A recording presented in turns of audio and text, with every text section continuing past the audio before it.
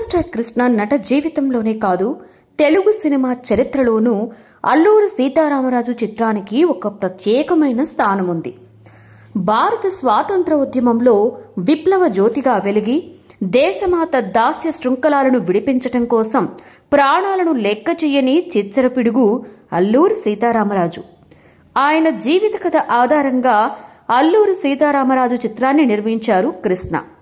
ఆయనలో సినిమా తీసి వ్యాపారం చేద్దాం అనే నిర్మాత కంటే చిత్రం నిర్మించి సంచలనం సృష్టిద్దాం అనుకునే సాహసమే ఎక్కువగా కనిపిస్తోంది.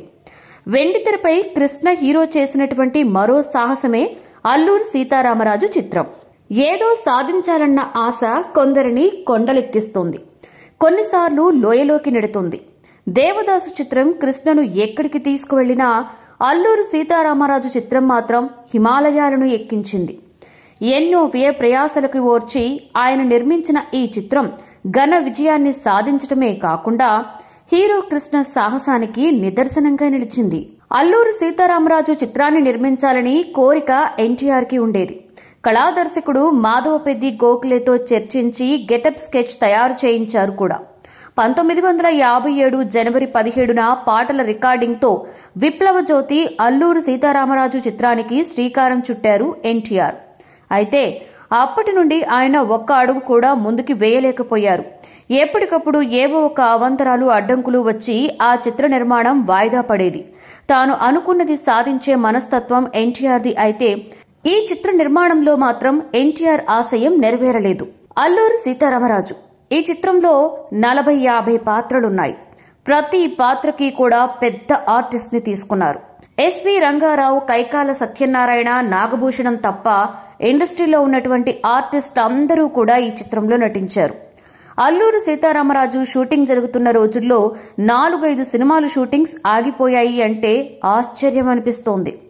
ఈ సినిమాను హఠాత్తుగా మొదలు పెట్టకపోయినా పరిశ్రమలో ఉన్న ఆర్టిస్టులందరూ కూడా ఇందులో ఉండడంతో ఒక రకంగా పరిశ్రమ స్తంభించిందనే చెప్పాలి. జగ్గయ్య, గుమ్మడి, ప్రభాకర్ రెడ్డి, చంద్రమోహన్, బాలయ్య, పేకేటి త్యాగరాజు, మంజులతో సహా చిన్న పెద్ద అంతా కలిసి 3 కంపార్ట్మెంట్లలో షూటింగ్ జట్టు బయలుదేరారు. షూటింగ్ జరిగే నెల రోజులు కూడా ఇంతమంది ఆర్టిస్టులు చింతపల్లిలోనే ఉండాలి కనుక వారి కోసం 12 డీలక్స్ కాటేజ్లు కట్టించారు కృష్ణ. సాంకేతిక నిపుణులు కూడా ఉండడం కోసం పెద్ద డార్మిటరీ కట్టారు. డిసెంబర్ నెల కావడంతో చింతపల్లిలో విపరీతమైన చలి ఉండేదట. అయినా కూడా అంత చలిలో కూడా తెల్లవారుజామునే లేచి షూటింగ్కి రెడీ అయ్యేవారట. చాలాసార్లు షూటింగ్ సూర్యోదయం చిత్రీకరణతోనే మొదలయ్యేది. రచయిత మహారథి ఏ రోజుకారోజు తెల్లవారుజామునే లేచి డైలాగులు రాసేవారట. జగ్గయ్య, మహారథి చాలాసార్లు కూడా షూటింగ్ అయిన తర్వాత రాత్రిపూట కాటేజ్లో కూర్చొని డైలాగ్స్ గురించి చర్చించుకునేవారట.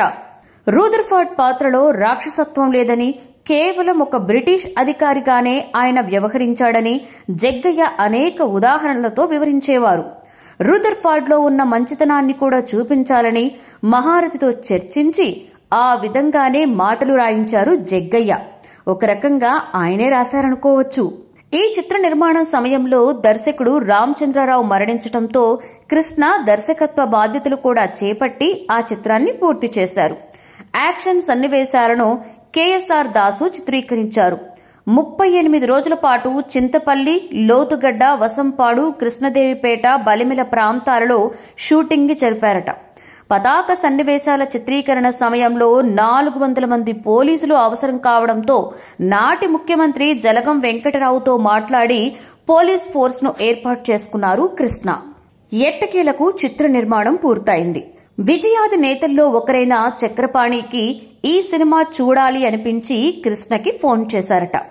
కృష్ణ ఆయన కోసం ప్రత్యేకమైన ప్రదర్శనను ఏర్పాటు చేశారట. సినిమా అంతా చూసిన తరువాత ఇప్పుడు నువ్వు ఎన్ని సినిమాలు చేస్తున్నావు అని అడిగారు చక్రపాణి. 10 వరకు ఉంటాయని కృష్ణ చెప్పారట.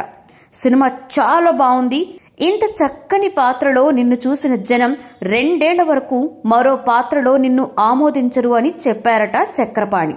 చివరకు ఆయన చెప్పినట్లుగానే జరిగింది. అల్లూరి సీతారామరాజు చిత్రం తర్వాత కృష్ణకు వరుసగా పరాజయాలు ఎదురయ్యాయి. తిరిగి పాడి పంటలు చిత్రంతోనే ఆయన విజయాన్ని పొందగలిగారు.